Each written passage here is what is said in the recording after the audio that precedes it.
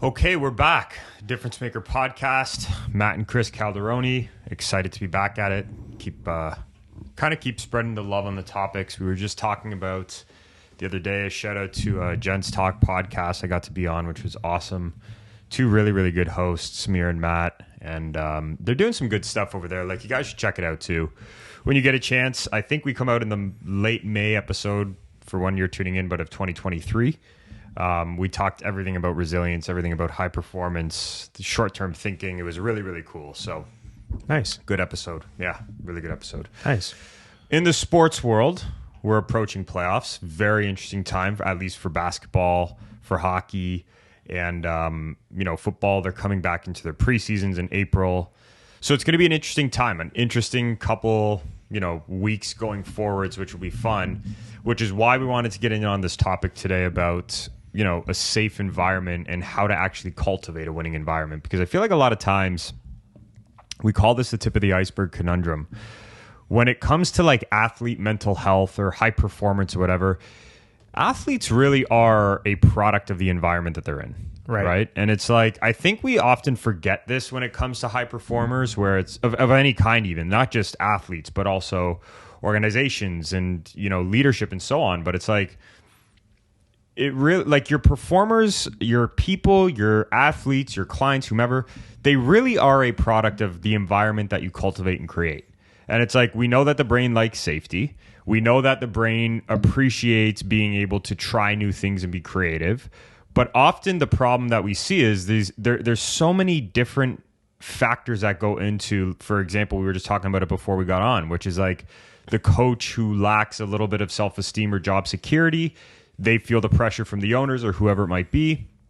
They feel as though that they need to be the one who's like, doing everything and getting the results. And then all of a sudden they start putting pressure on their players, and that makes the player feel like crap and blah, blah, blah, blah, blah, right? There's that conundrum. On a pro side, we've noticed a big one we see is, especially with this, the significant others that are, in the person's life, right? And it's like, you see an athlete who's making a lot of money. Unfortunately, this is what happens because we've coached people through it. But oftentimes you see this individual who gets casted aside a little bit, right? And although, yes, there's a life of riches and so on, I understand that. But a life without purpose is one that's really, really tough to live. Well, I was going to say, some of the stuff that we even spoke about last week on the last episode of our podcast was, I think we touched on athletes that come in with a purpose, and then athletes that rely on the environment to give them that purpose. Right. Like, if you have that organization or that team that you're able to feed off of, then great. Mm-hmm. But if you don't, how do you create that own purpose for yourself? Yeah. And I think that's important too, where a lot of people also assume this wrong. And this comes right into coaches. Like, we say this all the time to coaches. If you want to get the most out of your players, or if you're an organizational leader and you want to get the most out of your people, like, really understand why they're there, and then show them that they can accomplish that through your team, right? It's a very simple concept, but it's like, there's a couple mechanisms that I think are going on that a lot of people forget, especially in a leadership role or like a coaching role. And it's that high performers want safety. Now, I'm not saying, like, I was speaking a little bit about this the other day too. I'm not saying you become a pushover. That's not what safety is, right?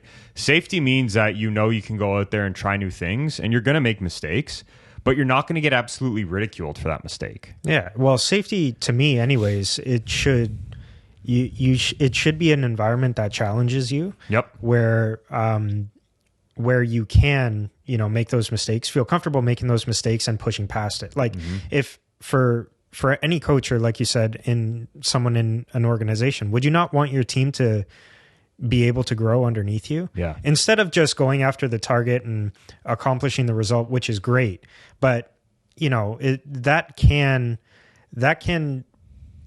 kind kind of make you blind to some of the issues that are at hand. Well, right? let's even, not to interject, but touch on that for a sec though. Like this is what sometimes blows my mind, and I'm not taking a shot at coaches because I get it too. They don't often have this kind of formal training on this stuff, right? It's unless they want to go in above and beyond and find out what that is for themselves, right? So you look at it and it's like, okay, so what you just said, it's like sometimes the result pushes aside. But if you actually get people to be at their best, what do you think's going to happen? Do you think they're going to perform like crap? Mm-hmm. They're going to perform very well, right? So it's like, how do we add those factors in? It's basically saying this is the end result. This is our system we're playing in. But I'm expecting you within that system we're playing in to figure it out your way. Play this system your way. You can do that, right? It's like when we coach coaches. It's like we have the Molliteum way of doing things, but your own personal flavor of coaching is your flavor. Mm-hmm. It's what you need to do. And like, as long as you're following the protocol, but you're doing it your way, like two people can get to the same end result, but just in different fashions. Right. And it's like, I think this is where sometimes in the high performance world, we get it wrong. Because when it comes to safety, it's like let's talk about a real issue for a sec. Like I was saying before, coaches really fear for their job. And I've seen this even right down to the youth level of sports. So it's not just a money back thing. It's a cultural, like, well, coach is always the easiest to replace as opposed to an entire team of athletes. Well, right? I was actually talking about this the other day on the podcast, and it's like, this is what was very interesting that I started to notice. So for anybody following along, explosive interview this past week with Antonio Conte and Tottenham Hotspur. Yeah, that was wild. Right? Explosive interview where, like, you saw last Saturday or Sunday when the game was done, I think they ended up tying 3-3. They were up 3-0, I believe, or 3-1 or something like that. Oh, okay. And they end up tying. I just saw the interview. I didn't see it. Yeah, no. So this is what pissed them off. They end up tying, right? And he gets on this interview.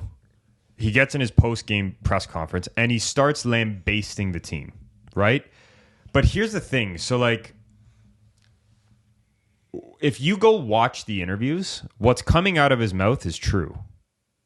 And you can see, like, all he's asking his players to do is play with passion. That's what he's saying. He's basically ripping them in the interview saying, there's no passion going on. We've tried different things. Now, some people will knock him and be like, well, the system he plays is a certain way and he's very meticulous. And it's like, but he's right. Like, he called out real things. He's like, you guys had Jose Mourinho here as a coach. Failed under him. Mauricio Pochettino, you failed under him. You're failing under me. To your point, when is it going to be about the players and not the coach? Right? And I'm not dumping on players or coaches. My point is like all of this plays in together, right? And when you look at that interview, you know exactly what I'm talking about. I guarantee you there's a man there who's stressed about keeping his job and his reputation. He probably didn't make training as enjoyable as he could for his people, for his players, just because he's under the gun. It probably, to your point before, became all about winning only instead of here's how we're going to win with creativity. And as a result, you have players who feel like they're stuck in this cardboard system and they don't feel fun. They don't feel that experience. And it's like, that's what we're talking about when it comes to safety, is cultivating an environment where people feel and you can let people be at their best for how they want to do things. Yeah. So I think cultivating an environment is not just on the coach, but the organizational heads as a whole. Starts at the top. Like you can put where everyone always likes to put blame on one thing, whether it be a group of players, one player, the coach, the staff, anything, right? No one wants to legitimately take responsibility for the thing. And then when somebody calls it out, then it's how dare, So fostering that environment, to me anyways, that comes from legitimately the top. How do you want your coach to handle the situations? Like how you exemplify dealing with mistakes will go all the way down from the business side of sport down to the developmental side of sport. Well, to me anyways, let's that's talk what it about does. that for a sec though, because that's important. Like how you deal with a mistake. So let's pretend you're right. Everything starts from the top, right? If you have an owner who's in a spot, And this is what's funny I've noticed about the ownership side of things too, or like the high-end exec side. You can't fake this. Okay? So like I've seen and we see real-world examples of this at the pro level where owners say one thing and do the opposite.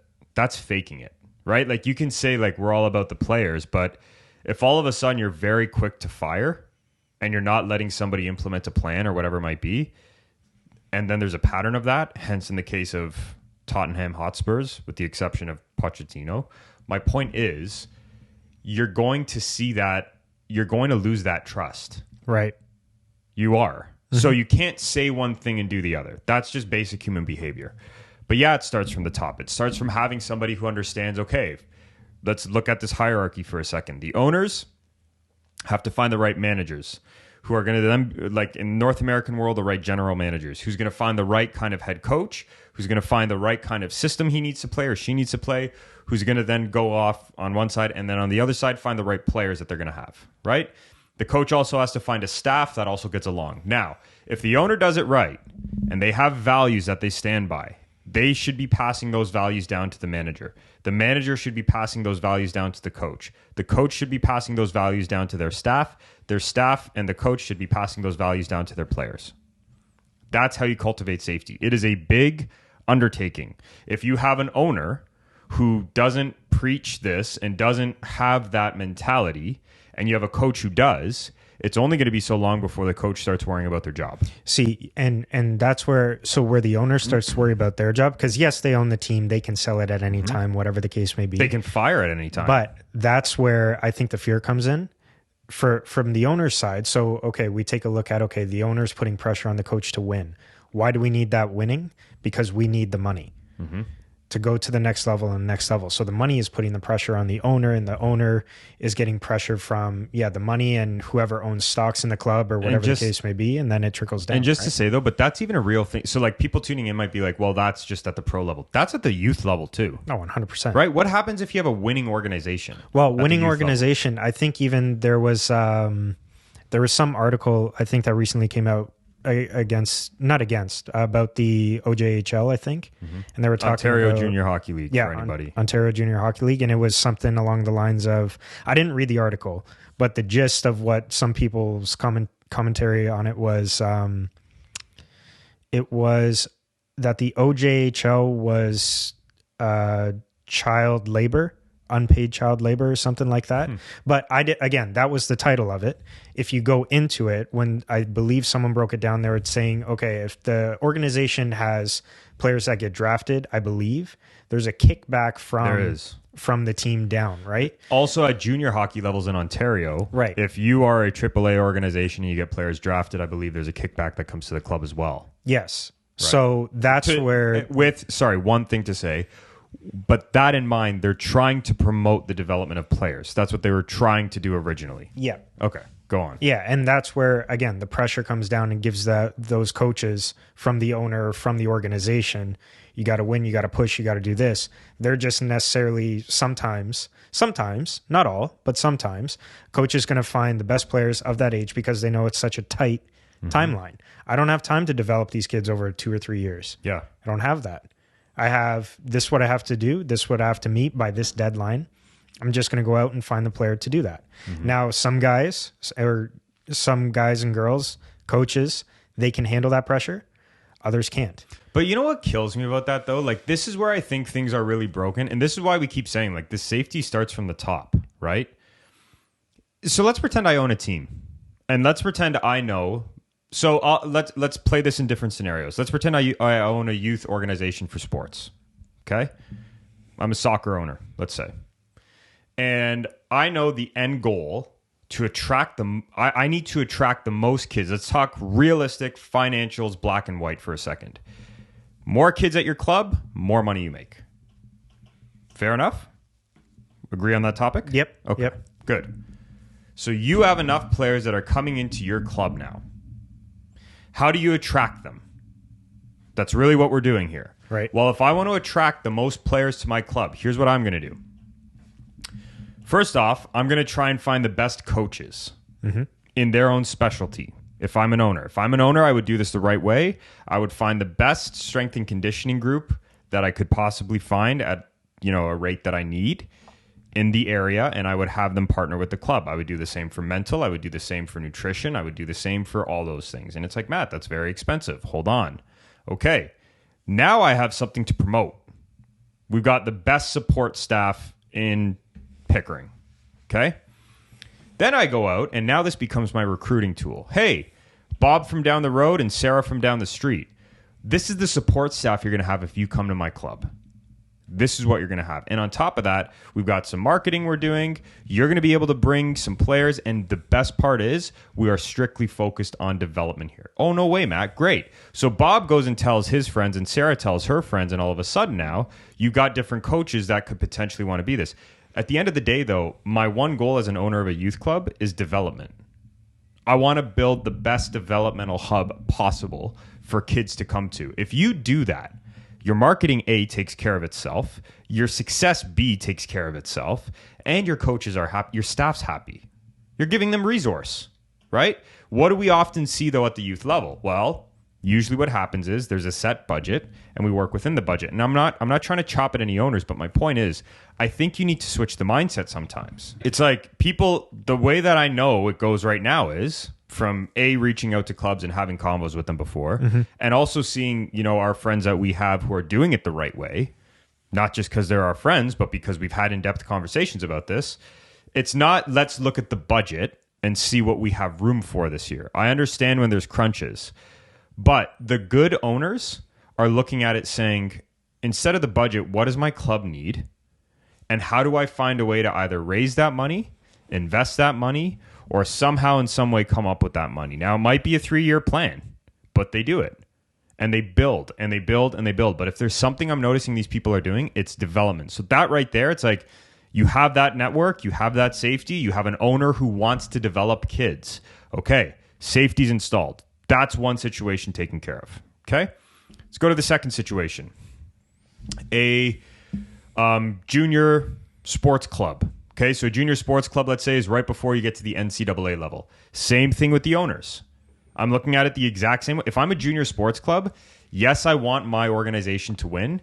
However, the money I'm making comes from the fans who are coming to watch my players, and I need to attract the best players and grow the best players so I can have people who want to come watch the best players before they go pro. How do I do that? Well, same thing. You can go back to the development side, right? Put the best developmental people in place. I understand you're running a business and you need to fill seats, but the truth is, at the end of the day, this is all a marketing game for these guys, right? And gals. Now, if you want to market, you need a product to be able to market. And the only way to attract that product is to show you have some of the best resources possible to help these kids. That's the mindset, right? Now, let's go to the pro level. This is a bit of a different animal. But the truth is, here's what we see on our side that a lot of owners don't see. You are now taking on people who come from various different backgrounds, who have potentially played the sport at the pro level for a bit, who have some baggage they're dealing with, who have families, who have different things going on in their life. But often what I see owners do is not take that into consideration. And now all of a sudden it's like, well, why don't my players feel good here? It's like, well, you haven't looked at the reality of their situations. And then all of a sudden now you have owners who try to push their own personal agenda instead of go the right way. I look at this, the best thing was the St. Louis Blues when they won the Cup a couple of years ago. I think 2018, 2019. We got to witness it firsthand with one of the clients we had on the team. The big change when the new head coach came in was that leadership, that safety started from the top. Right? And we actually saw the reverse effect where head coach was able to come in. He brought his staff closer. He brought his people together. I'll never forget how our player was telling us. He goes, Matt, day one he came in for the first time in a while, all the coaches were eating lunch together and breakfast. He's like, then week 2, players started to come to the table. Week 3, we started gathering at breakfast, staying there for so long we would then have lunch after practice. And we couldn't wait to be together. They went on a 15-game heater and they won the Stanley Cup from being dead last in the league at Christmas time, I believe. Quote me on it. Right? But my point is like, that's a top-down approach. And if you want to create this safety and cultivate this safety, you need to have values that you understand your players will only be producing the results they want if they feel taken care of. See, that's where I think of the top leagues that have the junior leagues, right? So like NHL, it trickles all the way down to like AAA teams around North America even, right? And you think about it and it's like, okay, you want to be able to have this standard to make, at the end of the day, the NHL, like all these younger teams, these are potential employees of the NHL one day. Right? So why not instill like almost a training program for these owners, for these guys that, because everything that this player goes through from age, when do you get into hockey? 6, maybe, if youngest. But from that age all the way up until a professional level or even a school level, like your hands are on that. Yeah. You're the reason for them having that dream. You're the reason for a lot of things, which is fantastic. And I know it's a lot of work and it's a lot of moving pieces and money comes into play and all that stuff. But like to be able to give that training, or not even training, but that example from an ownership level at that level, someone that does it really well, I think that would potentially go a long way and even help some of these owners that maybe they don't necessarily have an individual purpose. But right? this is why too it kills me when people are like, so and so is going to take this organization to the top. They're a business leader.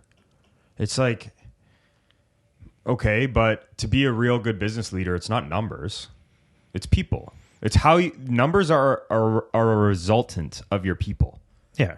Right. And it's like, yeah, that's all it is. It's like your people are the one. We were just talking about it this morning in our meeting. It's like Chris and I were breaking it down. So we're taking on coaches, right? And we're hiring new coaches. Anybody that wants to put their application in, by all means, careers@molliteum.com, put your application in.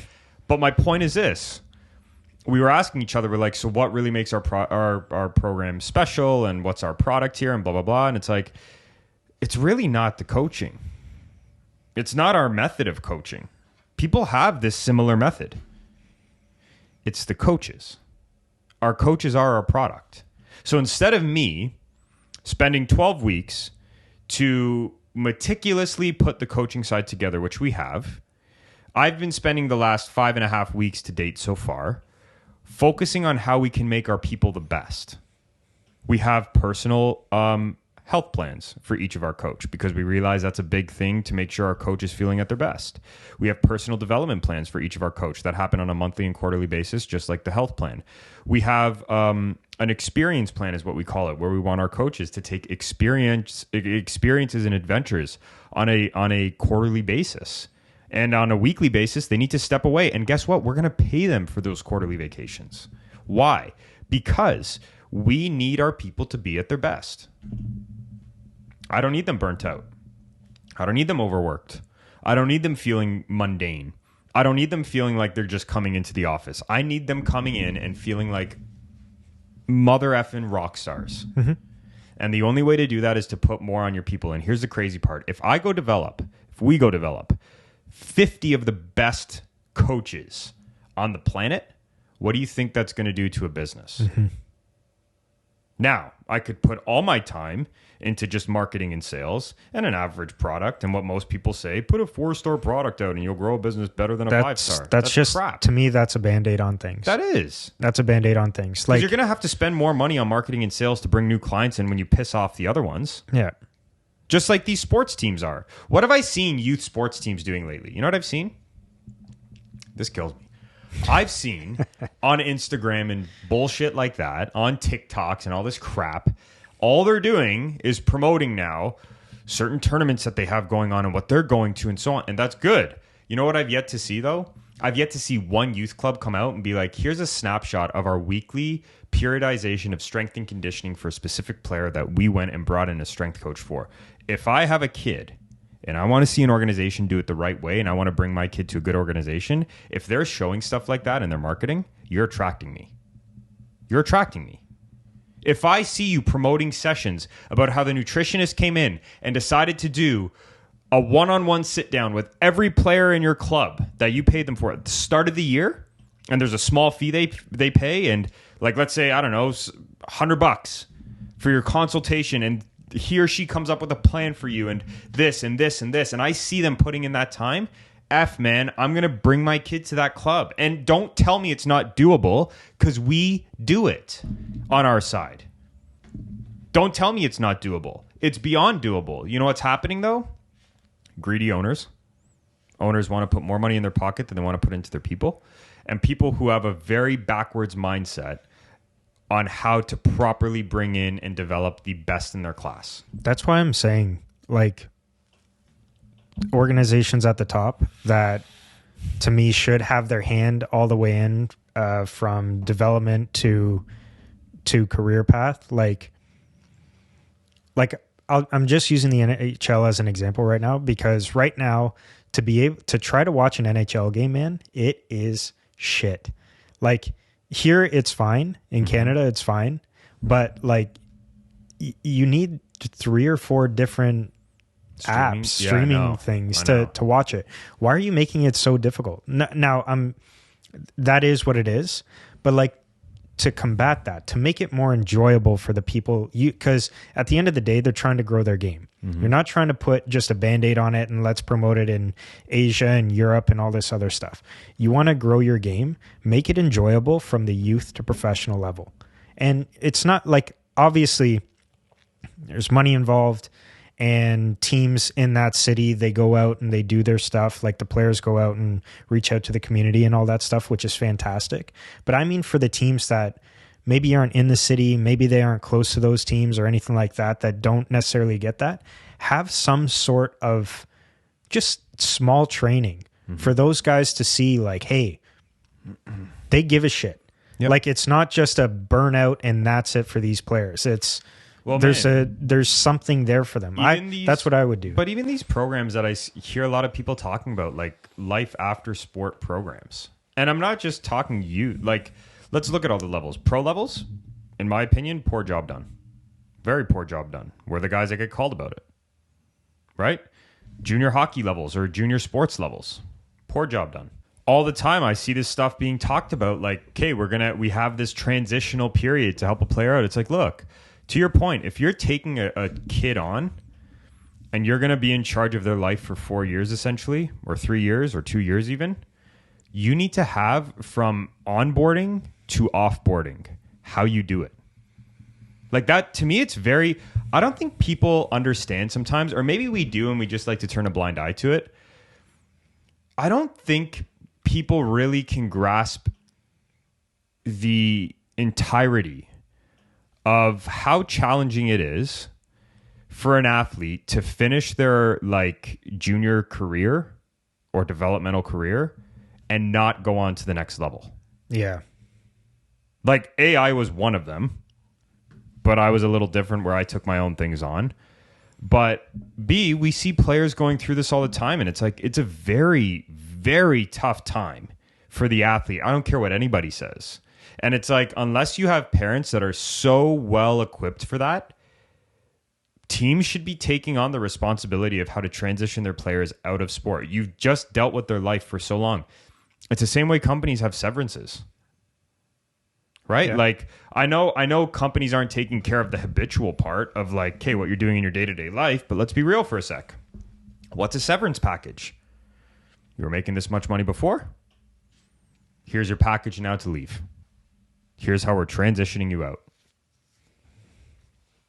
That's it, right? And it's like, to not do that with athletes that you put through this mental grind and practice daily, and they're preaching all these things like habits, and your people are creatures of habit and so on. Like, man, this is the thing. I know we started talking about safety, but like, this transitional part of like helping players and athletes after careers, there needs to be something in place.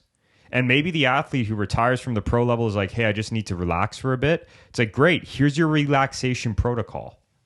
Here's how to relax.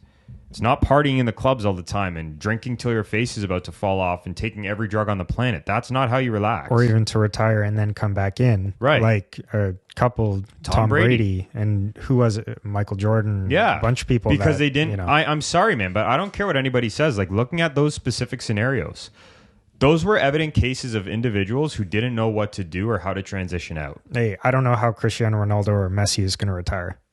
They're machines. Yeah, but man, you look at them and it's like, I really truly believe that they have that. You can tell there's just a different way of planning about them. Maybe. You can tell. Yeah, maybe. Like you can tell with Ronaldo. So you can tell it was not in his cards right now to leave top European clubs. That was not in his plan. That was very evident. Did he adapt? As best as he possibly could. But I truly believe he was looking to play until he was way older. And I think that was part of his plan. Lionel Messi, I think, is the same way. I just saw an article put out on Gianluigi Buffon, one of the oldest goalkeepers. Oh, yeah. Right? Who said, you can tell this man has a plan. He goes, okay, if I'm going to play again next year, if the project they present to me is something I'm interested in. And if it's not, I have my other plan of how I'm going to step away. Right. That's how this goes, man. It's like, but again, it's comparing across different mindsets and viewpoints on this stuff, because you have the North American side, which is naturally inclined more to grind, compared to the European side that evidently takes sports at the professional level a completely different route. Right. You know what I mean? And it's like, that's the part where it's like, coming back to safety and just kind of wrapping up on the topic, like if you're going to do this the right way, if you want a high performing team, you need to cultivate a community of or a team of safety. And I'm not saying you let people get away with mistakes. What I'm saying is, though, you push and you promote creativity, and you understand and you help people realize they're going to be held accountable to their values, not just to their results, because that's a really big one. We have seen people who get results in an unethical way and then end up getting fired 2 days later. Yeah. Right? Epitome 101 of sales teams. A lot of the times, right? So it's holding accountable to values, and it's making sure that when somebody makes a mistake, you go in, you have a one-on-one conversation with them, you help them not make that same mistake twice, and you understand that there's probably going to be 50 more mistakes they make in different areas, and you just, as a coach or leader, need to make sure they don't make the same mistake twice, and that comes from coaching. Yeah, and you know what? I think just a little bit of advice for anyone that is currently going through this right now.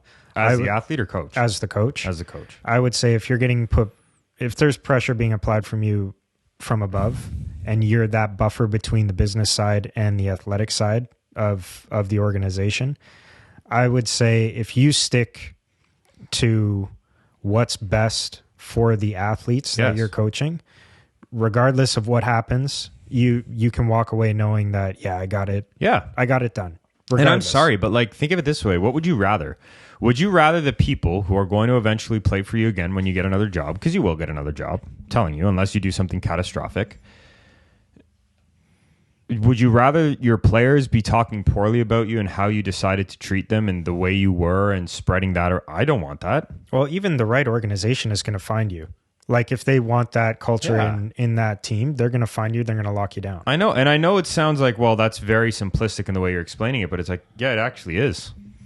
It actually is, man. It's simple, but it's hard in the moment when you're under the gun. Yeah. But it's like, you know what though? It's even like we say, like one of our philosophies on high performance is a high performer enjoys themselves. And what comes up with enjoyment? It means that they know they're operating out of a purpose. It means they know that they are prepared for the situation. And it means that they know they're focused on what they can control. They're not necessarily worried about results. And our variable is if our athlete is enjoying themselves the most going into a performance with those three mechanisms in place, a purpose, certainty, and canceling out the noise, they usually do really well. 99% of the time. Right? And it's like, that is the key to high performance. That's why we say slow things down all the time. Take the time, take your stock, take an understanding, review what's going on in front of you, but don't just blindly go into it and be the one who pushes. I'm a winner. I feel like that's also a big identity that's around coaches right now too. It's like, I'm a winner. It's like, that's great. Do you know how to win? I look at those. See, like, this is the only side I'll say about an Antonio Conte. Antonio Conte has been dubbed by a league and now dubbed himself a winner, right? But if you look at his average lifespan in a club, it's 2 years. If they're lucky. And then players can't deal with it anymore. Yeah. Right? And like, so you can be that kind of a coach who, if you look at him, he yells and screams from the sidelines and it's very entertaining and he's constantly going off. But the point is like that short-term effect of fear only works for so long. And then all of a sudden it becomes this thing where it's like players will reject you. They will not want to work with you. They will complain to everybody around you. And that's when you start to feel like people are talking about you, and you're probably right. It's the reality. So to Chris's point, if you are a coach going through this, fall on the sword of your players.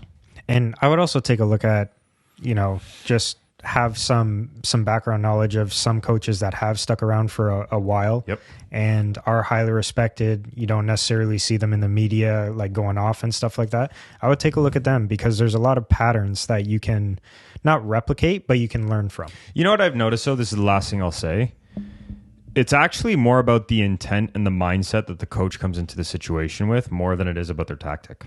Yeah. I've noticed that. Like, I've noticed there's a lot of coaches, but like the ones that don't have like this thing where they have to prove their system all the time and whatever, like those are the ones that crush it consistently, where there's not that ego that they're the ones responsible for everything, where they know exactly what their role is as a coach, and that's to get the absolute best out of every person they work with. That's all it is. If you are a coach, that means you can get somebody from where they currently are to where they want to go. You can get the best out of them. I'd be looking at my team saying to myself, how can I get 11 all-stars on my team? I don't have to start with them, but how do I create them on my own team for that? Yeah. And that's work, by the way, that is work to keep that same mindset going for the entire season, because things are going to come up. You're going to go through losing skids. The GM's going to ask you, what's going on, all this stuff, right? Well, you know what? Even to say on one side, and this was something that I really saw from us as a company, when we really started pumping out consistent high performances from our people, right? And helping them get there.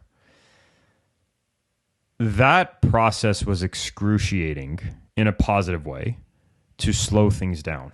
Mm-hmm. Like literally, we have gotten it to a point now at Molliteum where it's like morning by morning, afternoon by afternoon, day by day. And we don't look any further than that. We deal with what's on our plate right now. The only time we really look further is once a month, once a quarter, once a year, right? At the start of their programs, we look for where they want to go. We put our heads down. We decide with the athlete. We get to work. We evaluate that then quarterly. We evaluate that monthly. But the process for us is literally morning by morning, afternoon by afternoon, day by day. And it's not, it's hard. That's hard to do. Yeah. But it's what's required. And to be honest with you, it actually takes away a lot of anxiety, right? Before, when we were like, we got to get this player to so-and-so by next year, it's like there was a lot of anxiety on our plate. Now it's like, hold on, slow down. So-and-so didn't have a good game yesterday. Okay, what do we got to do? What do we got to change? How do we help them get out of that? Oh, look at that. And then it's like we erase the poor performance a day later, and then we continue that. And it's like, now we found the system, just stick to it. It's a very simple process. Like, I don't know if you felt it, but I've personally felt it over the last couple months even, where it's like we really just slowed things down. And it's been a fantastic result because of it. And it's like, even us, like, it's not, we've been doing this for a while, but I've noticed there's times that we slither in and out of it, right? Yeah. Which is normal. Like you said, there's going to be losing skids. Sometimes you just got to brunt the storm. Right? And it's like, if you can do that, you're going to be fine. More than fine. So anyways, safe cultures win. You got to promote them. Fear is a very short-lived way to motivate things. Impressing or proving people wrong is a very short way to motivate somebody.